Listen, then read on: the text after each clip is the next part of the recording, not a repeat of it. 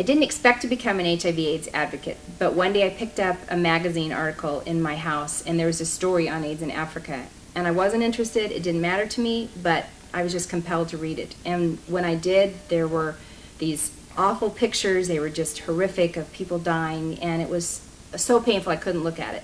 So I just tried to block out the pictures and looked at the words, and I saw in the middle of this article this little box that said 12 million children orphaned in Africa due to AIDS, and that rocked my world. It wasn't just for somebody else to do, it was something that I needed to be involved in. And I just started reading, I started traveling, I started talking to people who were positive, and realized that this was going to change my life, that this was what was going to define my life for the rest of however long I'm here. One of the things that I feel really good about in the years that I've been an advocate now is helping to change the climate, not only just within our church, but among evangelicals, that it is not a sin to be sick, and that HIV is to be on the heart of everybody. And then when you care about HIV, you can't stop thinking then about the orphans, because there's this connection between them. And so the fact that we've started an HIV ministry here at Saddleback, where we have support groups and care teams, we offer HIV testing, those are things that really matter to me, and then changing this climate of acceptance. But then also to tie those two together, HIV and orphans. HIV creates orphans, and then orphans are more vulnerable to becoming HIV positive. And so to set this goal within our church of having 500 families who would adopt both globally and locally, and then another 500 families who would decide to be foster parents to care for vulnerable children in our county as well as around the world. Those are things that when I look back, I feel really good about. One of the questions that always comes up when you talk about HIV is prevention. Probably nothing more controversial than prevention.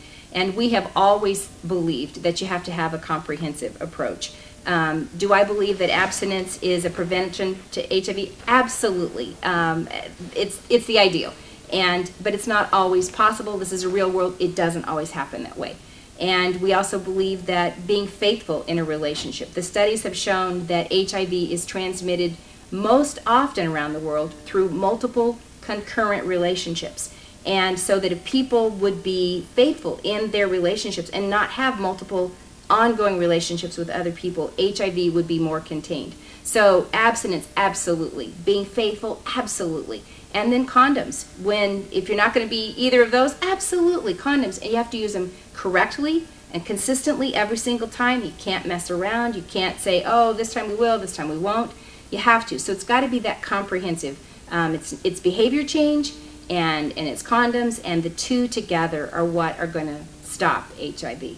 Now, you don't have to be a superstar. You don't have to be, at the top of your class or the most beautiful or the most athletic. You can just be an ordinary person.